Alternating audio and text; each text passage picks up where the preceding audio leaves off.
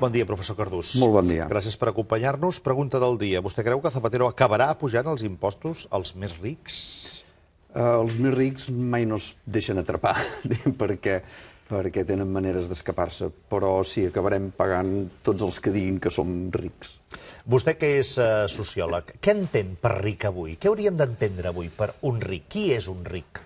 Bé, és molt difícil dir-ho perquè no és necessàriament una persona amb patrimoni propi, personal, amb un sou molt elevat, sinó que vol dir pertànyer a uns grups socials amb capacitat d'influència. Moltes vegades no són ni tan sols empresaris, poden estar en altres sectors, més opacs, i per tant és molt difícil definir-ho. No és una qüestió de patrimoni personal, per dir-ho així. I això ho fa molt difícil, per això deia, de detectar, perquè no és fàcil detectar-ho amb una declaració de renda.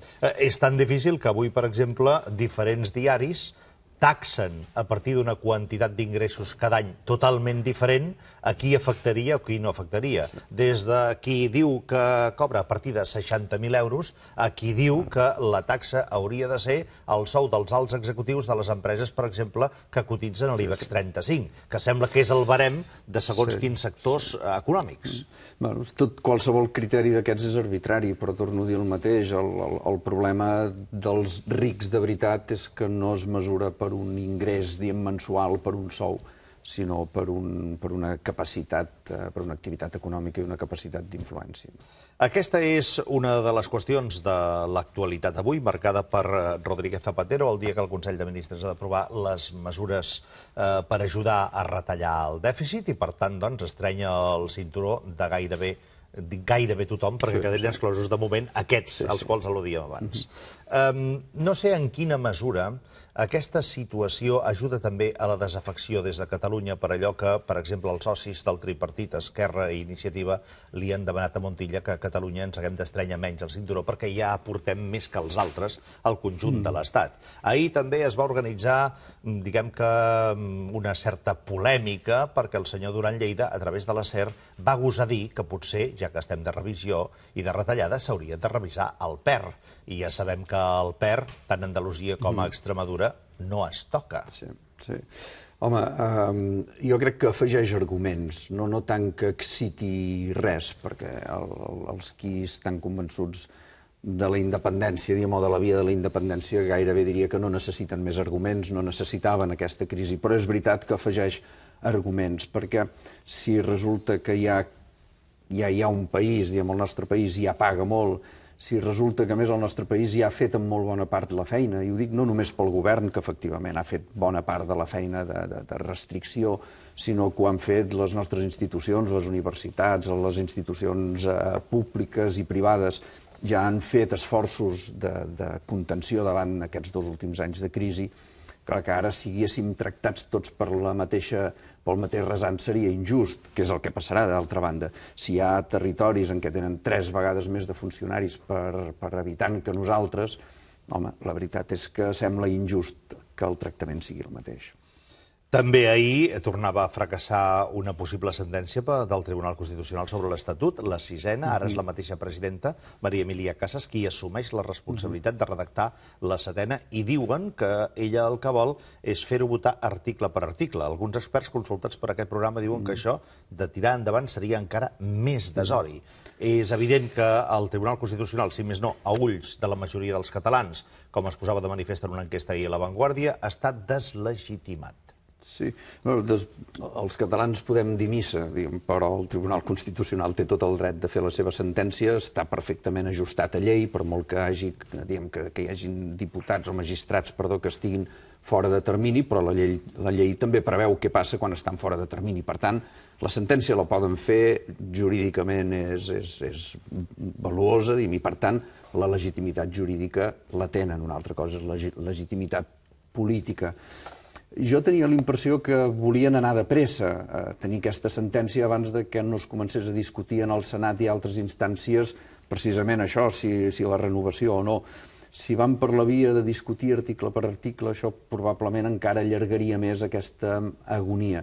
Però el que sí que és absolutament indispensable des del meu punt de vista i en contra el que és l'opinió dels partits polítics catalans, els grans, és que necessitem saber quina és la sentència abans de les eleccions. No s'hi val, com ha dit el senyor Iceta i com ha dit altra gent de Convergència també, que la sentència del Tribunal Constitucional podria condicionar les eleccions. Oh, i tant que sí. És que no podem anar a votar sense saber quina és la sentència del Tribunal Constitucional i sense saber quina és la resposta que dona el PSC, Convergència i els altres partits a una sentència negativa. Si no, això seria, diguem, fer-nos anar a votar amb els ulls tapats. Sap que aquest és l'argument d'un sector del PP? Doncs tenen tota la raó. M'és igual, és a dir, això no és una qüestió, diguem, de PP o de Convergència, és a dir, no, quan dic això del PSC i de Convergència no és per proximitat o distància, és simplement perquè és una exigència democràtica, diguem, a mi em sembla, de radicalitat, de coherència, de netedat democràtica, que puguem anar a votar sabent què ens espera els propers anys. No, jo li dic perquè un sector del PP argumenta això per la següent raó. Diuen, ja sabem que això ens podria costar un relatiu preu a Catalunya a les eleccions autonòmiques, relatiu, però en canvi, amb el temps, això s'aniria oblidant i de cara a unes eleccions generals, Catalunya ja ho tindria més o menys oblidat o superat, perquè falten molts més mesos, i per tant el PP no tindria els inconvenients que en cas de no haver-hi sentència, tindria Catalunya a les portes d'unes eleccions generals que li podrien facilitar o impedir per Catalunya arribar a la Moncloa. És fantàstic, amb això s'equivoquen, veu? Diguem, estem d'acord amb el que hauria de passar, però s'equivoquen, perquè jo crec que aquest també és el càlcul que fa el senyor Zapatero. Ells pensen que aquí, després de la sentència, molt bé, farem una manifestació com les de sempre, d'aquelles de flamarada, però el dilluns tots anirem a treballar disciplinadament, que és veritat que ho farem. 12 de setembre del 1714. Exacte, tornarem a anar a treballar, com sempre, diguem, però no és veritat que aquesta vegada els catalans pensem que això és irrellevant o que un cop ens haguem esbravat hagi passat. Jo crec que això marcarà, posarà en evidència, si és que encara algú no ho havia vist clar, el final d'una etapa, d'un cicle molt ple d'ambigüetats, però que ha tocat final. Per la situació política, per la situació estatutària constitucional, per la situació econòmica, per tantes i tantes raons, La Vanguardia era molt clara i en una enquesta. Puja l'independentisme. A mi em sembla clar. Aquest país n'hi ha hagut sempre i n'hi ha hagut més que no ha semblat, expressat en aquella frase que fa fortuna en la major part de converses, perquè ara la gent parlem d'això, havent dinat, diríem, o parlem d'això, és el tren, diríem. La gent es pensa quan diuen allò, hem de parlar del que preocupa la gent, doncs escolti'm, que mirin a veure quines són les converses, no parlem de carreteres, parlem de la independència, això és un canvi important. Quan la gent parla d'això hi ha molta gent que segueix dient allò de ja m'agradaria, però no és possible. Però aquest ja m'agradaria hi és.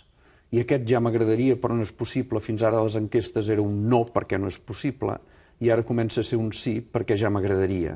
I el no és possible comença a perdre pes, diguem, en una frase que té aquests dos components. Però qui ajuda més, permeti'm utilitzar la frase feta, els separatistes o els separadors? Aquest ja m'agradaria, que resulta que cada vegada es va reconfirmant en què ja és possible, o ja pot ser possible, és més, ho ha aconseguit més el treball del separatista o la feina del separador? A veure, jo crec que la feina del separador ha estat important, entre altres coses perquè jo crec que els catalans, si haguéssim aconseguit una presència dins d'un projecte espanyol que hagués preservat adequadament la nostra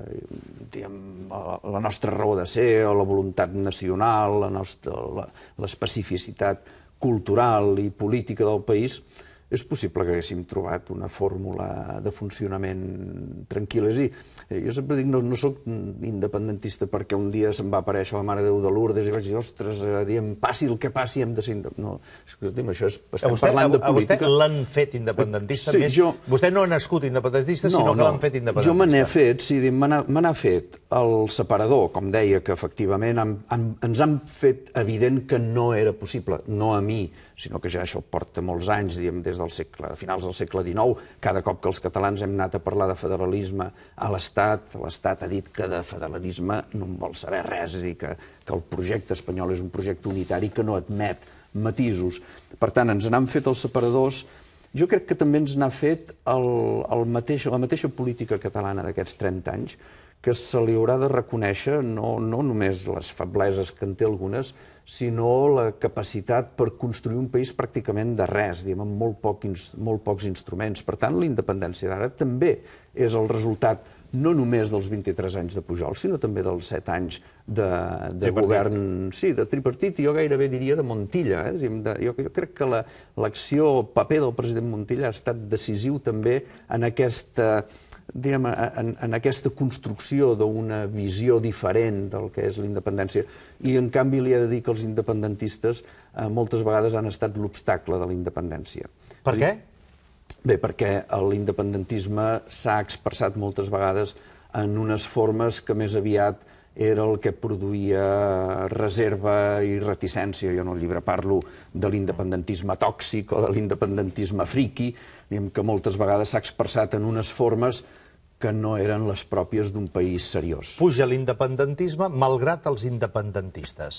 Uns certs independentistes. Aquells que semblaven capitalitzar-ho abans. Exacte, i que encara a vegades capitalitzen el discurs públic. Jo crec que a vegades se n'exagera la importància, no sé si interessadament o no, o perquè són capaços d'agitar més banderes, però hi ha un independentisme que no és el que s'expressa de manera agitada i que en aquests moments... Vostè creu que la qüestió que dona més solidesa en aquesta tendència pujant és que l'independentisme cada vegada és més sòlid per ell mateix, com la base que vostè explica, no pas per la flamarada? Sí. Jo crec que aquesta és la gran diferència. Fa uns anys aquest país reaccionava amb aquesta mena de focs d'encenalls, una gran irritació, allò que en Julián havia dit del català emprenyat. Jo ara que estic veient molta gent, jo què sé, la setmana passada, per exemple, a Mollerussa, 600 persones omplint el Teatre de l'Amistat, pagant entrada per un acte independentista, o d'afirmació independentista, un perfil de persones, tothom, podríem dir, normals, del centre de la societat catalana, de la gent, i a més transversal, tota mena de partits polítics.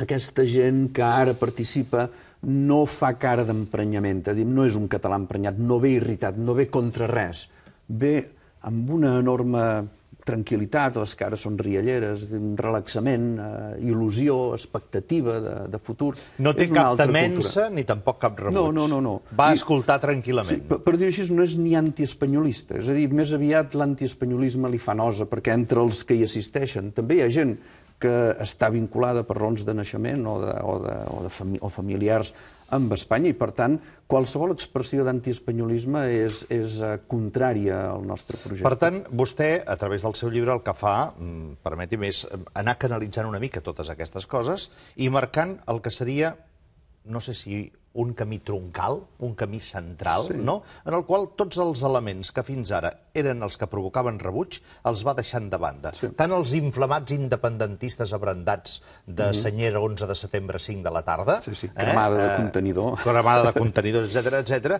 com els que, que encara prendrem mal i no m'agraden els extrems, per tant, tampoc m'agraden les manifestacions d'antiespanyolisme, perquè tampoc no tinc res en concret contra Espanya, sinó que començo a veure que l'entesa no és possible. Exactament. Ahir el notari López Borniol deia en aquest programa que això és exactament igual com quan una parella ja té clar que no rutlla, no? Que doncs arriba el moment que si és una parella sensata o formada per dues persones sensates, s'ho parlen, s'ho diuen i busquen una solució. Està arribant aquest moment? La parella de fet que hi ha hagut fins ara, Catalunya-Espanya, és una parella que està veient que li arriba el moment de dir noi o noia, hem de parlar? Jo crec que a Catalunya sí. És a dir, una part de la parella ja sap que ha arribat el moment, o veu clar que el moment arriba i que acabarà indefectiblement arribant. L'altra part de la parella jo crec que encara està en aquell punt de pensar que no s'atrevirà. És a dir, encara puc estirar una mica la corda. Però, home, sí, perquè es nota en la manera de reaccionar, en totes les expressions des d'Espanya extraordinàriament hipersensibles amb el que fem aquí.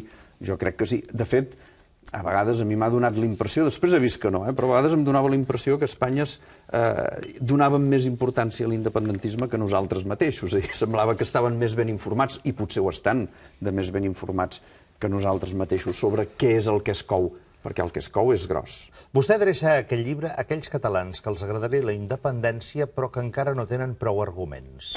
Vostè es vol convertir en l'ideòleg de les raons independentistes del país. No, l'ideòleg, això és molt gruixut. No, jo miro d'entendre què passa en el meu país. Jo sempre he dit, veure-les venir ja ho veig impossible, veure-les passar ja és complicat, si les veies passar, però jo estic veient passar això.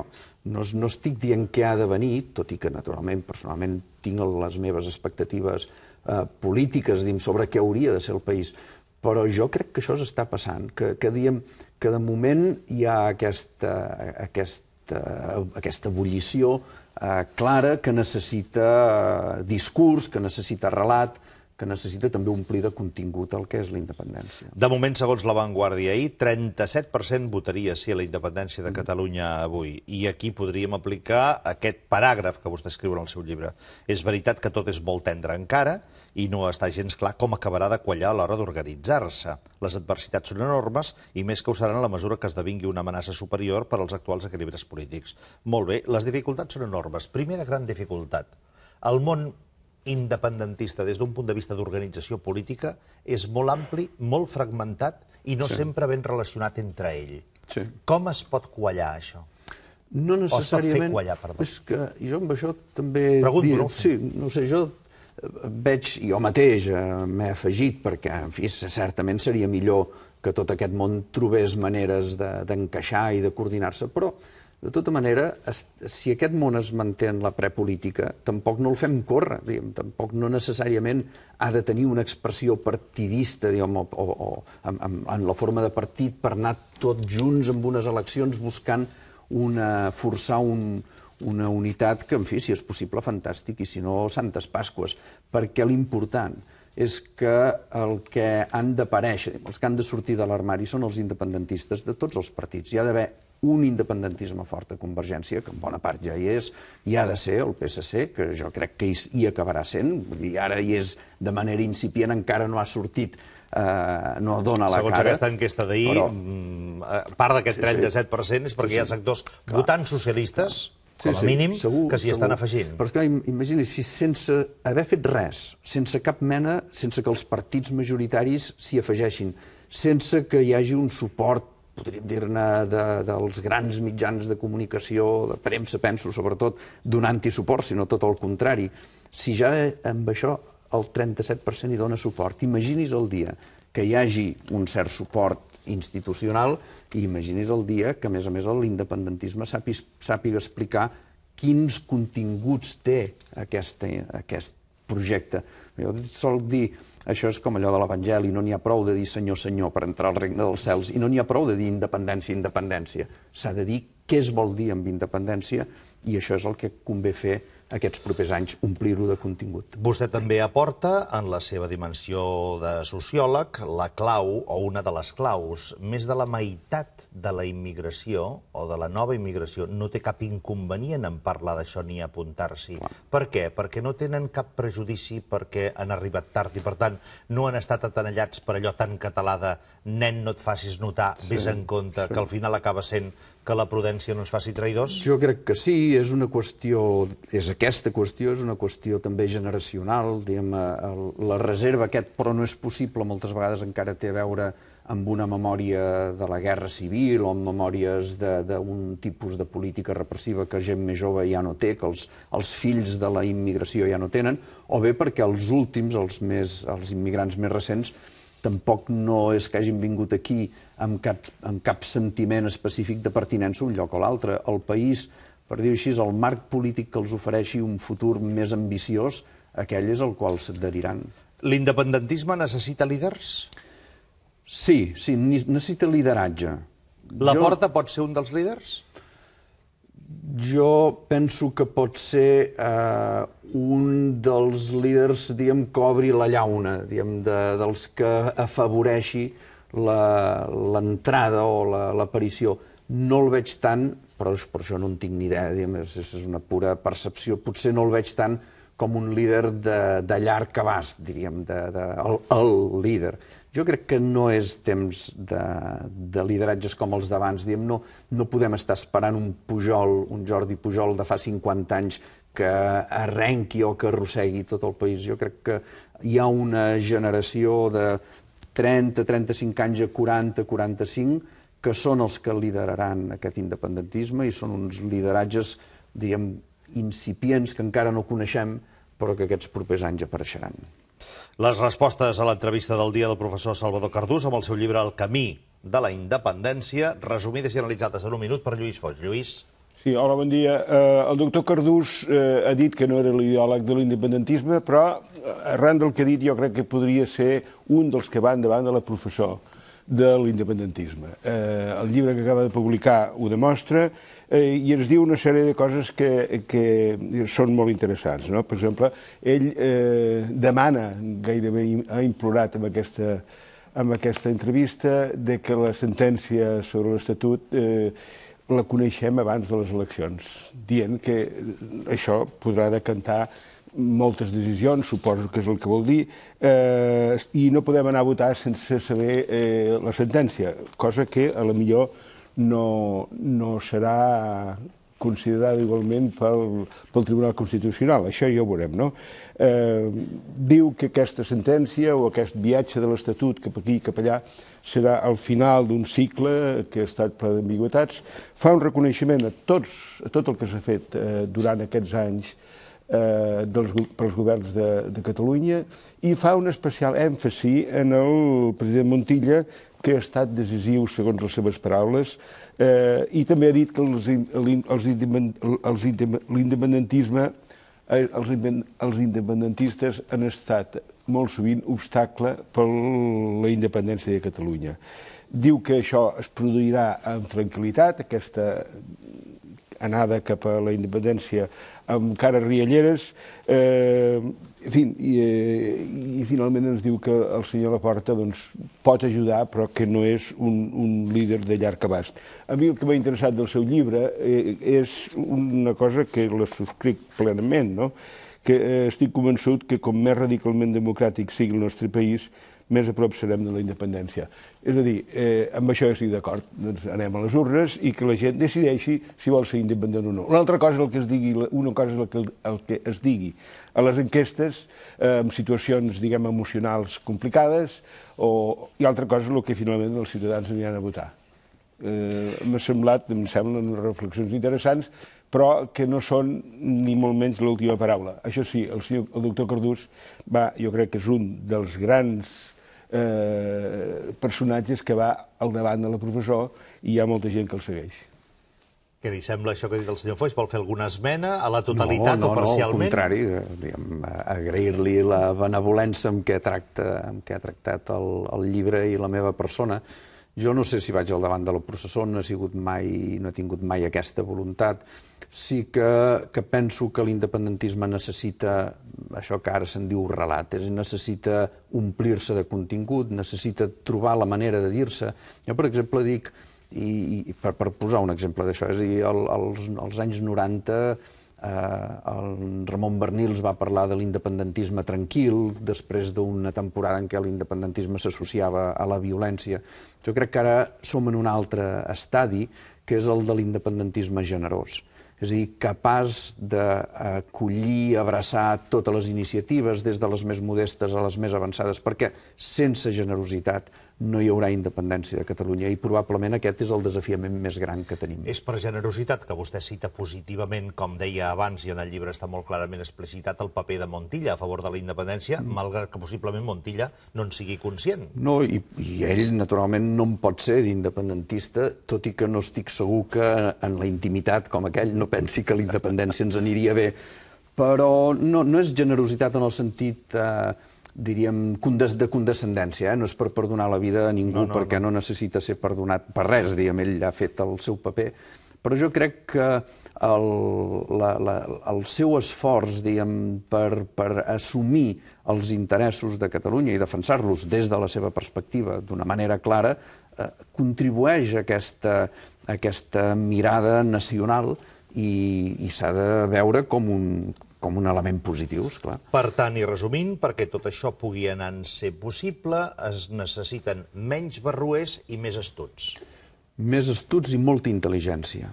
Jo dic que l'independentisme ha de ser madur, és a dir, ben educat, ha de ser rigorós, és a dir, intel·ligent, ha de parlar anglès, i l'independentisme ha de ser generós. Però i l'endemà de la independència, professor Cardús? No, perquè, clar, per anar cap a la independència, algun dia algú, abans d'anar a votar, ens haurà de més o menys explicar què ens pot passar a partir de l'endemà, perquè podria ser que tot allò que sigui la unió en un moment determinat de forces a favor de la independència fos la barallada d'aquestes forces l'endemà de la independència per veure qui feia què. També podria ser que algú confongués o que algú pensés que independència és la gran capa que ho tapa tot, i aquí al darrere ens hi colés discursos feixistes, perquè hi ha alguns sectors, històricament, que des de la independència, des del nacionalisme han mantingut aquests discursos, o d'ultraesquerra, que tampoc ja no ens portaria enlloc a aquestes alçades de la pel·lícula. A veure, primera, a mi no em preocupa tant l'endemà com els dies abans, perquè què en farem de la independència ho hem de dir abans. És a dir, no podem pretendre que ningú vagi a votar la independència. Per això no sóc massa partidari de començar amb un referèndum. El referèndum és al final, primer hem de dir què hi posem a dins. A mi em sembla que anar a demanar a la gent si vol la independència, primer li hem de dir què hi ha d'haver. Per tant, aquesta és la primera cosa. Segona, la independència és per fer un país normal, i en un país normal hi ha de tot. Els països normals, independents a Europa, tenen des d'extrema dreta i feixistes fins a extrema esquerra, però Catalunya espero que sigui normal i tingui de tot. La independència no garanteix que tot ho fem bé. Quan un marxa de casa, quan un s'emancipa, no ho fa per anar a viure més bé que els pares. Generalment s'emancipa per fer la seva vida, fins i tot sabent que pot pagar el preu d'una temporada viure menys bé que quan vivia a casa els pares i la mama li feia el llit i el dinar. Per tant, si som independents ens haurem de fer el llit, ens haurem de fer el dinar. No és una via, diríem, cap a la confortabilitat, és una via cap a la llibertat. I això té un preu. Certament, no sé com acabarà sent l'independentisme que ara emergeix, ni si serà prou astut per superar tots els entrebancs que li posaran. No sóc dels impacients que solen mostrar-se apressats per aquell o ara o mai de Joan Fuster. Sóc dels que creuen que si no és ara, ho tornarem o ho tornaran a provar més endavant. És una de les conclusions de Salvador Cardús, El camí de la independència. Professor, gràcies. Moltes gràcies, molt bon dia.